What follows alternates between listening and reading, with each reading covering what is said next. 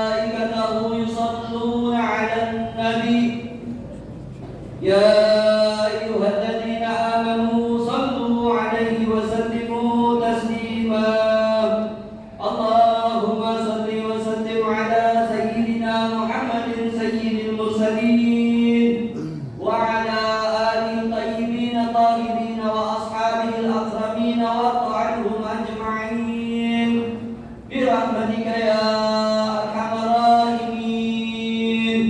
Assalamualaikum warahmatullahi wabarakatuh.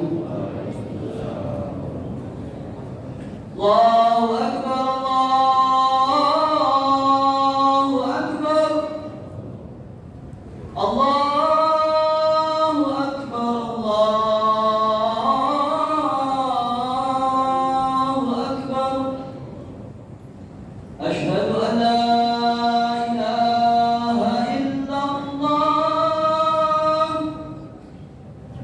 أشهد أن لا إله إلا الله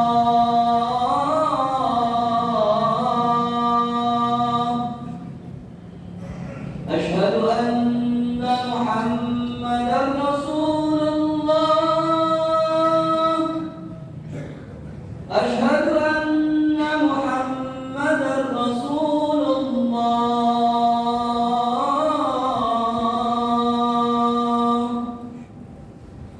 حي على الصلاة حي على الصلاة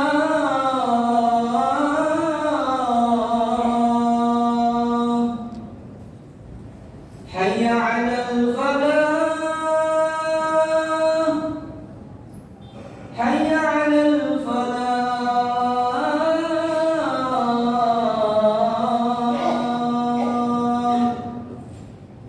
الله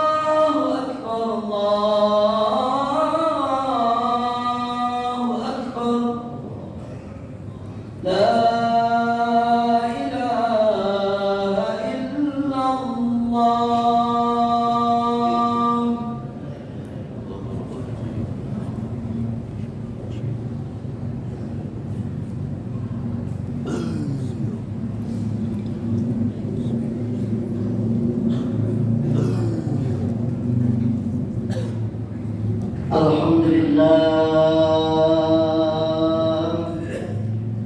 Alhamdulillahilladzi amarna bihifdzil lisan. Asyhadu an la ilaha illallah wahdahu la syarika lah. Wa anna sayyidana Muhammadan abduhu wa rasuluhu qawmuhtuyan. Allahumma salli wa sallim wa barik wa karim ala sayyidina Muhammadin al-hadi ila ar-rahman wa ala alihi wa sahbihi wa man tabi'ahum bi ihsan. Amma ba'du fa ya ibadallah ittaqullaha haqqa tuqatih wa la tamutunna illa wa antum muslimun. Kaum muslimin jemaah Jumat rahimakumullah, sebagai khatib pada hari ini saya mengajak kepada kaum muslimin, juga kepada diri kami sendiri, marilah kita senantiasa untuk meningkatkan keimanan dan ketakwaan kita pada Allah Subhanahu wa taala. Imtithalu bil ma'mur wa tinabu manhiyah. Takwa dalam arti mengerjakan apa-apa yang diperintahkan oleh Allah Subhanahu wa taala. Seperti hanya saat ini, selemah apapun badan kita, sebanyak apapun pekerjaan kita, sibuk apapun urusan kita, kita masih bisa menyempatkan diri kita, jiwa dan raga kita berada di masjid yang diberkahi Allah Subhanahu wa taala ini dalam rangka mengerjakan kewajiban kita sebagai hamba Allah, yaitu salat Jumat secara berjamaah. Kemudian kita meninggalkan apa-apa yang dilarang oleh Allah Subhanahu wa taala. Perbuatan-perbuatan maksiat, munkar, berkata dusta, mencuri, korupsi dan lain sebagainya. Kita yakin saudaraku, hanya dengan bekal takwa kepada Allah yang akan menyelamatkan dan membahagiakan kita di dunia dan di akhirat. Fatazawwadu fa inna khairaz zadi taqwa. Sungguhnya bekal yang terbaik menghadap Allah Subhanahu wa taala nantinya tiada lain adalah takwa kita kepada Allah Subhanahu wa taala. Kaum muslimin yang mulia adalah Allah Subhanahu wa taala. Kita juga berbahagia pada saat ini karena 7 hari yang lalu kita merayakan kemenangan, yaitu kita berada di Idul Fitri. Mudah-mudahan jiwa dan raga kita kembali kepada suci, sama halnya seperti bayi yang baru lahir. Dan mudah-mudahan puasa yang kita kerjakan sebulan penuh bulan Ramadan akan menjadikan kita mendapatkan rahmat, mendapatkan ampunan dari Allah Subhanahu wa taala, dan juga terbebas dari siksa api neraka yang pada akhirnya kita memasuki surga Allah Subhanahu wa taala. Amin ya rabbal alamin. Saudaraku yang dimuliakan oleh Allah Subhanahu wa taala, salah satu tarbiyah atau didikan dari berpuasa di bulan Ramadan itu adalah supaya kita menjaga lisan kita. Jangan sampai kita berkata yang buruk, berkata dusta, memfitnah dan lain sebagainya. Untuk itu judul khutbah kita pada hari ini adalah pentingnya kita menjaga lisan kita. Kaum muslimin yang dimuliakan Allah Subhanahu wa taala, di antara kenikmatan yang besar yang diberikan oleh Allah kepada kita semua adalah berupa lisan kita. Dengan fungsinya di antaranya adalah untuk berbicara. Dari kemampuan berbicara itu lahir komunikasi yang dapat saling dipahami maksud dan tujuan, dan dari komunikasi itu lahirlah interaksi hubungan antar manusia dengan manusia dan seterusnya.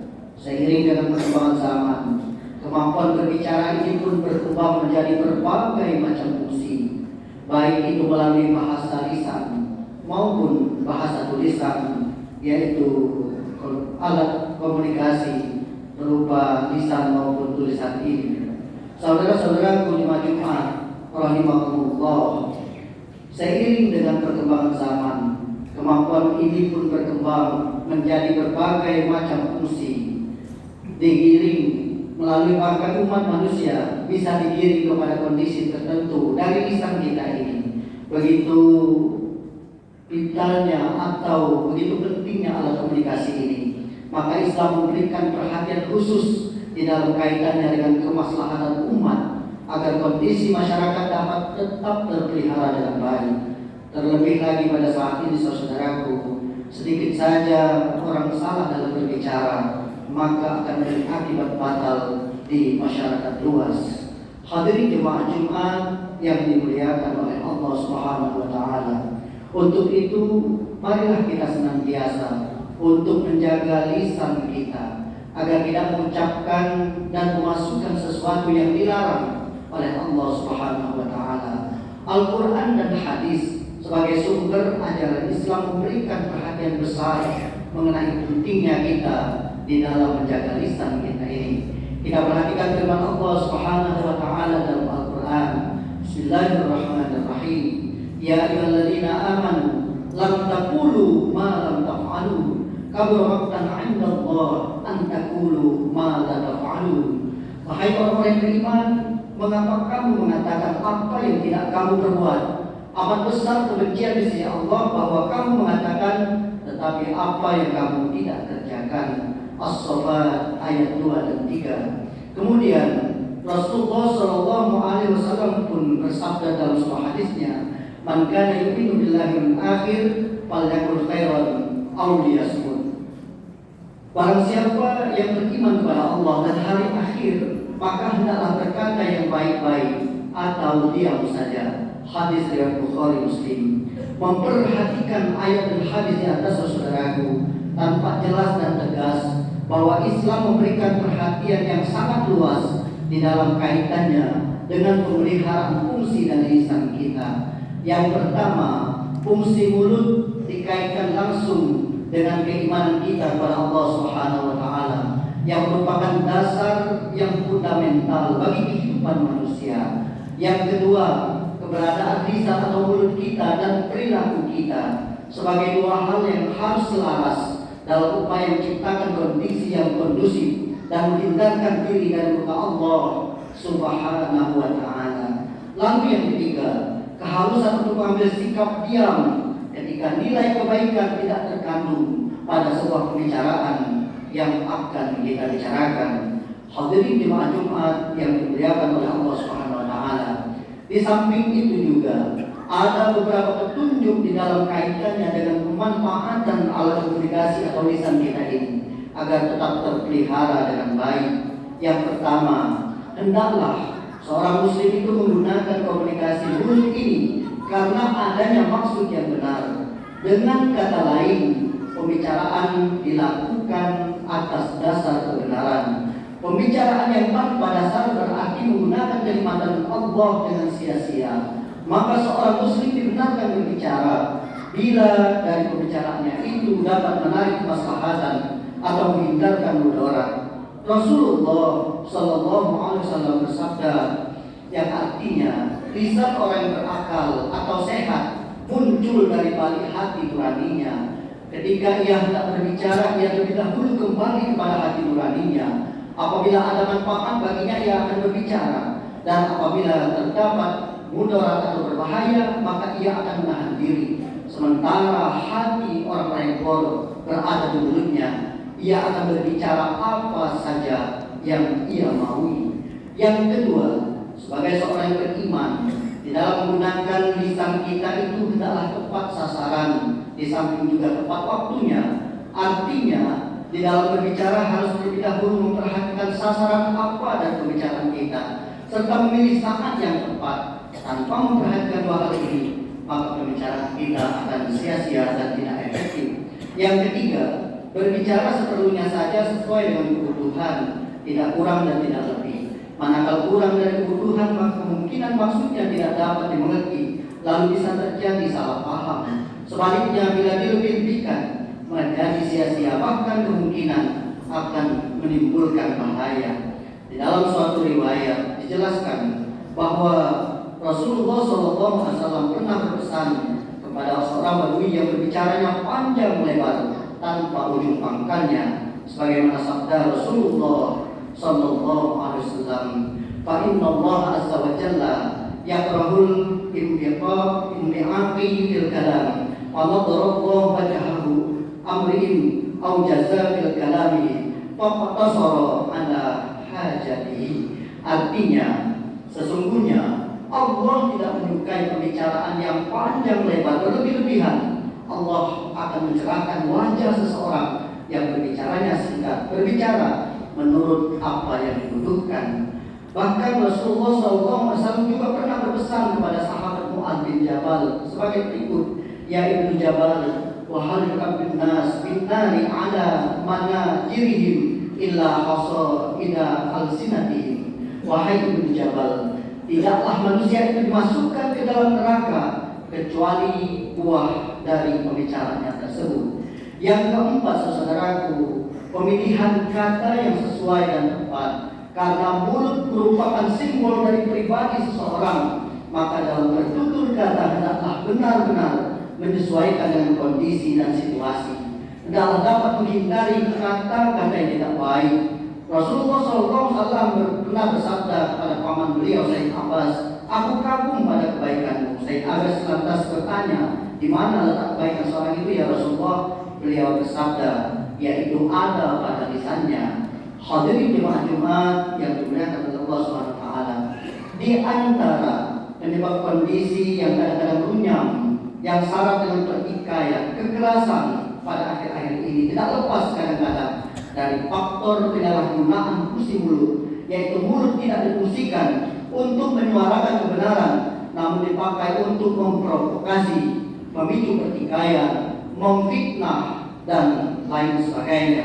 Marilah kita jadikan ajaran agama kita sebagai pijakan di dalam setiap perilaku dan ucapan kita, bukan sebaliknya. Menjadikan simbol-simbol agama sebagai alat untuk mencapai tujuan duniawi, khususnya berkaitan dengan media komunikasi berupa lisan kita ini. Semua komponen bangsa, terutama para elit, hendaklah selektif dan hati-hati di dalam memfungsikan fungsi mulutnya, karena jika ceroboh menggunakan akan berakibat sangat fatal.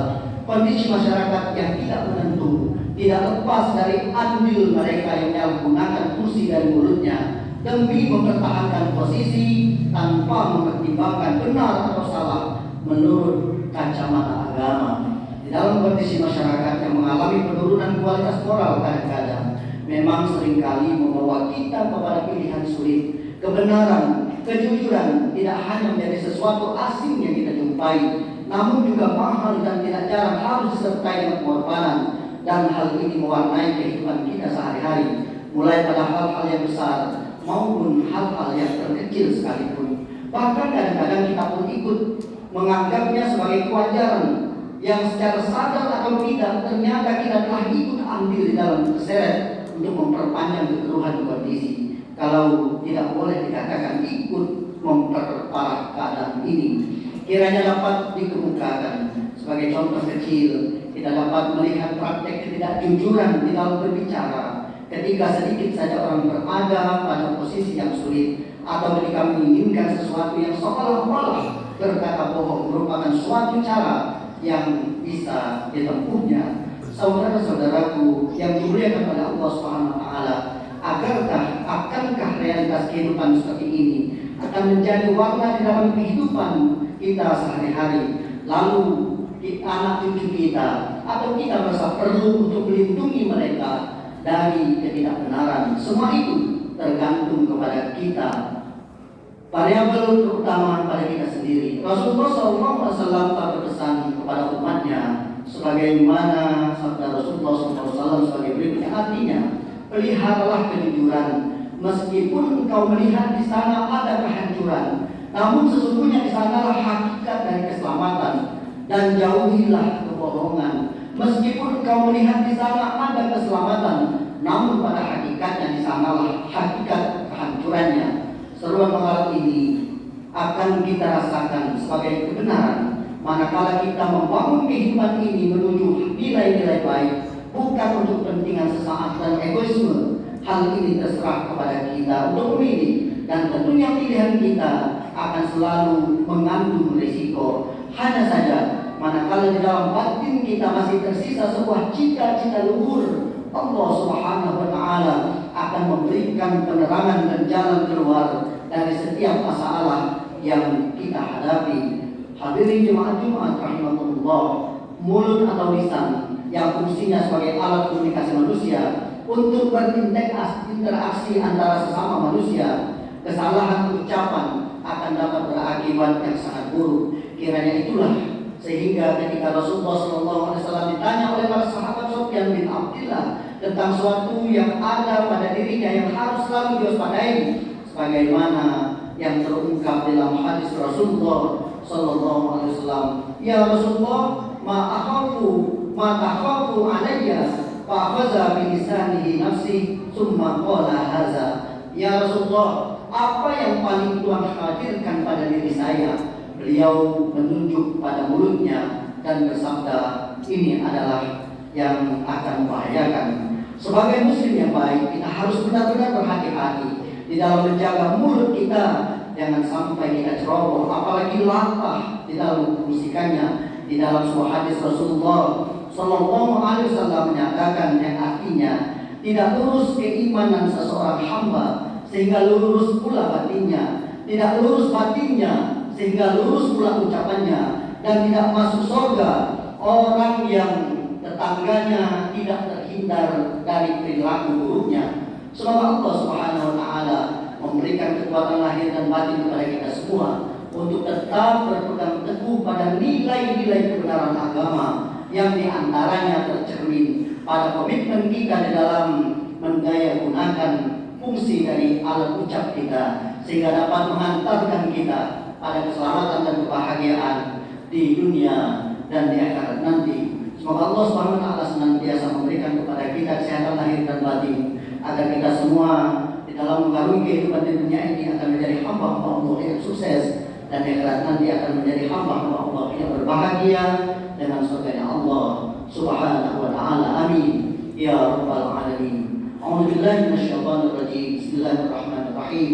Wal 'asri innal insana lafi khusrin illa alladziina aamanu wa 'amilus shalihaati wa tawassaw bil haqq wa tawassaw bis sabr. Demi masa, sesungguhnya manusia itu senantiasa berada di dalam kerugian, kecuali orang yang beriman kepada Allah Subhanahu wa taala, saling menasehati untuk selalu berada di dalam kebenaran dan saling menasehati untuk selalu berada di dalam kesabaran. Barakallahu wa lakum bil Qur'anil azim wa nafa'ani wa iyyakum bima fihi min ayatil zikril hakim. Taqabbal minni wa minkum tilawatahu innahu huwas-sami'ul 'alim. Aqulu qawli hadza wa astaghfirullahal azim li wa lakum wa lisa'iril muslimin wal muslimat wal mu'minina wal mu'minat fastaghfiruh. Innahu huwal ghafurur rahim. Allahumma salli wa sallim ala sayyidina Muhammadin wa ala ali sayyidina Muhammad.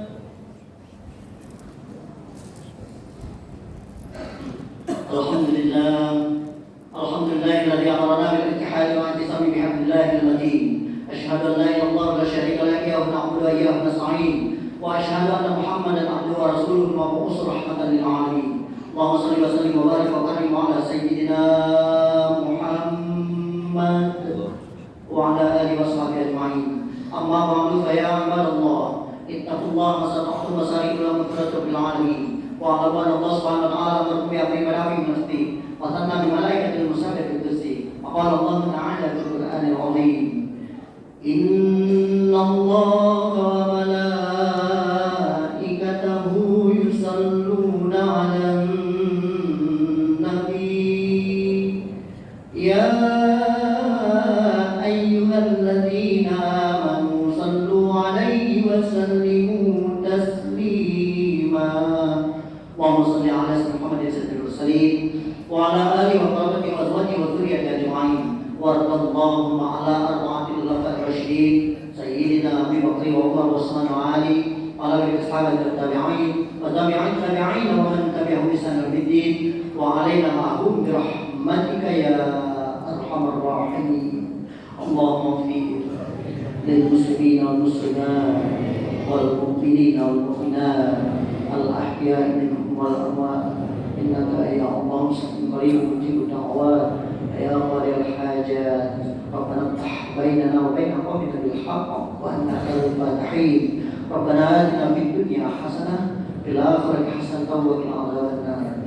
Ibadallah, inna Allah ya'muru bil 'adli wal ihsan wa ita'i dzil qurba wal yatama wal sya'i wal munkari wal baghi ya'izukum la'allakum tadhakkarun. Fadhkurullaha 'azima yadhkurkum wa lam yazid lakum wa la dzikrullahi akbar. Wallahu ya'lamu ma tasna'un.